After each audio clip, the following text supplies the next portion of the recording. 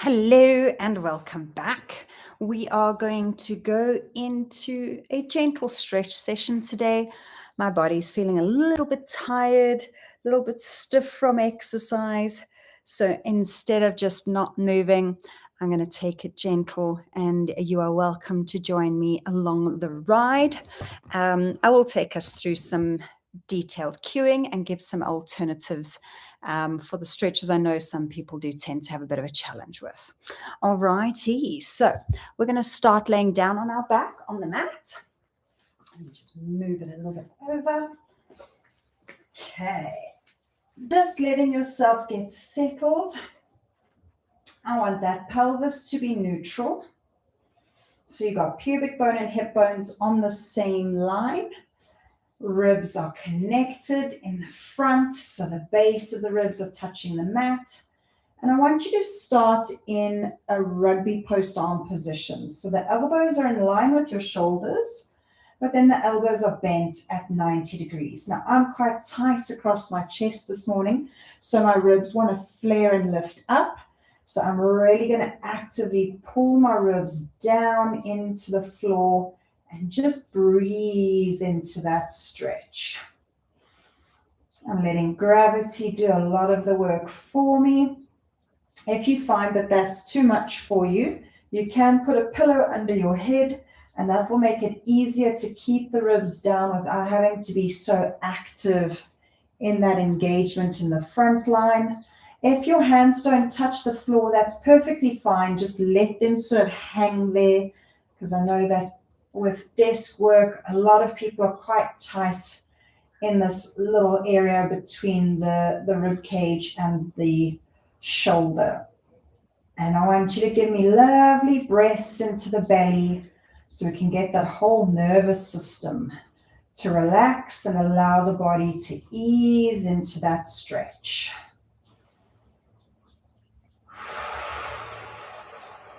You can use that opportunity to just connect the body through the breathing. And we're going to keep going there for another 20 seconds. 20, 19, 18, 17, 16, 15, 14, 13, 12, 11, 10, 9, 8, 7, 6, 5, 4, 3, 2, and 1. Gently bringing the hands to the chest. And now I want you to just rock your pelvis from left to right. It's not the knees leading the movement. I want the hips to lead the movement. So when the hips lead the movement, you're going to have one knee move up, one knee move down. If you're leading with the knees, they're going to move a lot more and a lot further, and we're going to get less in that pelvis. So using the abdominals, it's just a gentle tilt and rock from side to side, massaging out the back of the pelvis and the bone directly at the back of the pelvis that turns into your tailbone is your sacrum, and mine sticks out quite a bit, so I get quite a massage when doing this. If you find it's just too much for you, you can rather pull the knees into the chest and just gently rock from side to side there for me. Now we're going to keep going for another 15 seconds. 15, 14, 13, 12, 11, 10, 9, 8, 7, 6, 5, 4, 3, 2, and 1. Okay, let's straighten the right leg on the mat. Grab your left leg and pull it into your chest. Now, if you have a knee that isn't comfortable at such a bent point, you can grab behind the hamstring and pull it in, and then just resting the leg down, making sure that your right leg that's straight is actively pushing down to the floor. If it lifts up, that whole tailbone elevates, and we actually reduce the stretch into the back of our left leg. So we want to make sure that right leg is pressing down, The pelvis comes back to a more neutral position, and then we deepen in. And if you find you get a bit of a pinching feeling in your groin, you just take the knee a little bit out to the side.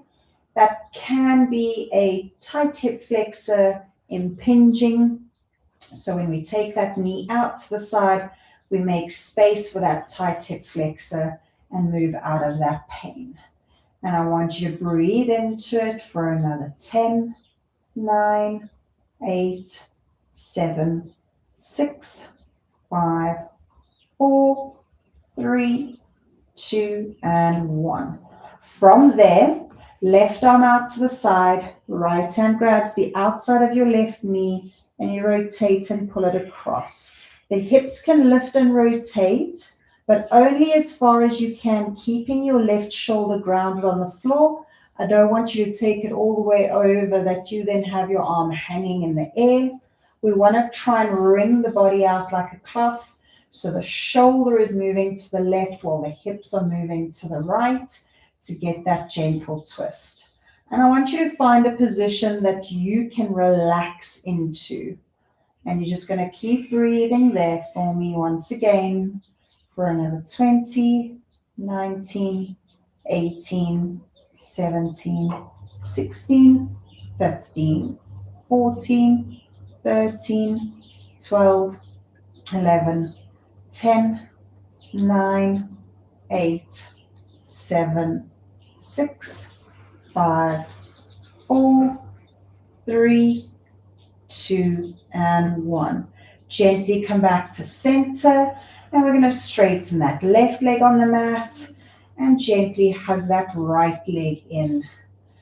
You may find that one hip feels very different to the other. It's normal, as we are not symmetrical people in the things we do every day.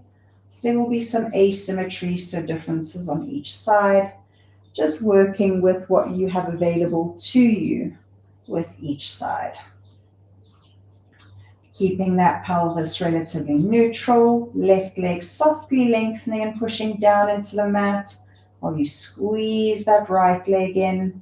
And we're going to hold there for another 15, 14, 13, 12, 11, 10, 9, 8, 7, 6, 5, 4, 3, 2, 1. Now right hand out to the side, left hand on the outside of the right knee, and pull that left leg across. Again, only as far as you can, keeping your right shoulder grounded on the mat for me. Now we're going to keep breathing into it for another 20, 19, 18, 17, 16, 15, 14, 13, 12, 11, 10, 9, 8, 7, 6, 5, 4, 3, 2, and 1. Gently unwrapping yourself from that position. Now we're going to roll over onto our left-hand side. You are going to bend your knees. If it's easier for you to roll over onto the right-hand side because your head is on the other side compared to me, you're more than welcome. Just keep in mind when I am then directing left and right that you're going to be doing the complete opposite. Okay. I want you to have your hips bent at 90, knees bent at 90. So your knees are almost in line with your hips. I want your hips and knees to stay stacked and glued to where they are. Don't let them follow us into this rotation. I want you to have your left elbow bent so you can catch your head when we roll the upper body open. That way you can relax your neck. It's very easy to activate the neck to keep the head from sort of dropping down to the floor. You're going to bring your hips and shoulders into a straight line, right arm perpendicular to the floor. Inhale to lift the arm up to the ceiling in line with your rib cage. Now you lead the movement with the rib cage as you exhale. Roll the head and chest open towards the ceiling. The arm is coming along for the ride, not leading the movement. If it leads the movement, We often have that arm much closer to the floor. We do get a deep stretch in front of that right shoulder, but we want to just be careful with how far we're taking that. We want to be able to safely come back and return. From here, inhale, roll the head and chest forward. The arm is back up to the ceiling. And exhale, bring that arm back to a parallel position on the floor. So this is to mobilize the thoracic spine, so the part of the spine that pretty much attaches to the entire rib cage. And we're going to go again. Inhale up. Often we can have a tight thoracic spine, which then in turn causes a lot of challenges for the shoulders and the neck. So we want to make sure that we open it up nicely, mobilize it gently. Inhale, bring it all forward, and exhale to bring the arm down. When you have a tight back, rotation is one of the things that really help with mobilizing. If you do have a lower back injury, just be very minimal with that rotation. You don't necessarily want to take it to the maximum. So just as far as what you would rotate if you were trying to pick something up from behind you or look at somebody behind you. That's not about going to your maximum. We want the body to enjoy the movement that we're doing. We want it to ease into it instead of hold on to prevent and fight it. And coming forward. Now we're going to go for 2 more. Inhale, arm up. Exhale, rolling open. You may get a stretch across the chest. You may feel a stretch down the side of the body. Inhale forward. It's all about where your body is particularly tight, but the most common place people feel the stretch is across that right chest and shoulder. Opening for the last time, and then gently rising up and bringing it all back in. Okay, so now we're going to sit up and we're going to go over to the other side for me. Once you're down, you want to make sure shoulders and hips are in a straight line. You want your right elbow to be bent to catch your head. Hips and knees are bent at 90 degrees, so the knees are pretty much in front of those hips.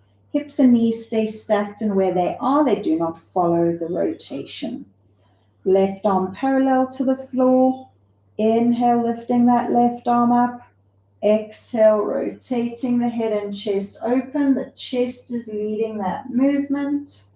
And then inhale to bring the rib cage forward and bring that arm back down as you exhale. Inhale, arm rising. Exhale, body rotating open. Inhaling to bring it all forward. And exhale to bring the arm back down. So we're going to go for 4 more. So you should have a bit of an understanding now of the movement after doing the right side. So now we're going to just bring the focus into a few other places. Again, keeping those hips and knees nicely stacked. And then inhale to lift up, exhale to open. Keeping those ribs now nicely connected. You want to be careful of overarching as you're rotating, because then we're going to move into that lower back.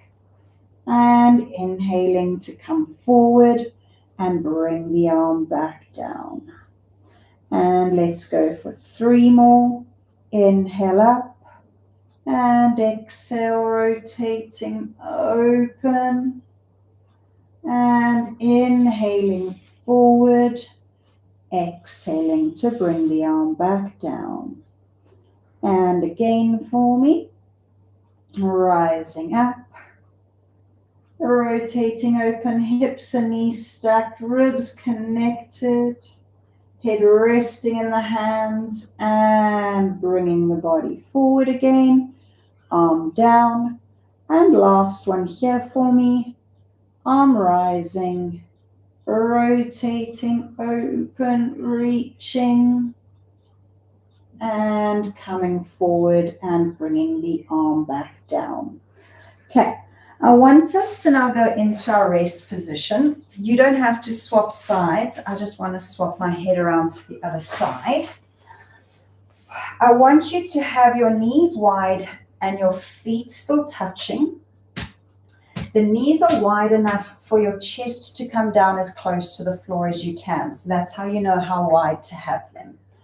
Arms are going to be out long, forehead on the floor, and you're just trying to drop down and into the stretch. You may feel a stretch in your shoulders if they are particularly tight. You may not be able to get your sit bones down to your feet. You may be a little higher up. And if your feet are cramping, you can tuck your toes and drop down. You'll actually get a deeper stretch with that slight elevation in those sit bones. But find the variation that's working for you for now and just breathing into it. Letting the body soften as much as it can. I'm even getting a little bit of an inner thigh stretch in this position today. Okay, from there, bring your elbows as close to your head as possible. So you're squeezing your head. Bring your palms of your hands together like you're praying. Then bend your elbows and bring your thumbs to your neck. You're then going to walk your elbows just a little bit forward. And then as you reground your sit bones, you let those elbows slide and let that chest drop. You're going to get a lovely stretch around those shoulder blades. And you're just going to keep breathing there.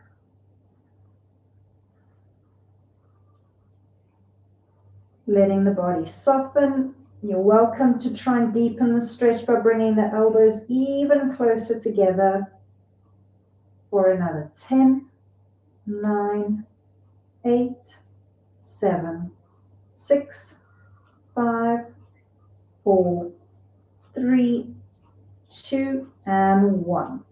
You're going to release the arms. You can rise up to make it easier for you to bring your legs together. We're then going to drop back down, and I want us to walk the upper body and arms over to the left. So we stretch down that right side of the body and just keep breathing into it there for me. Big breaths, expand that rib cage, feel that stretch for another 10, 9, 8, 7, 6, 5, 4, 3, 2, and 1. Now you're going to walk the arms over to the right-hand side. And same thing. Stretching, breathing, softening.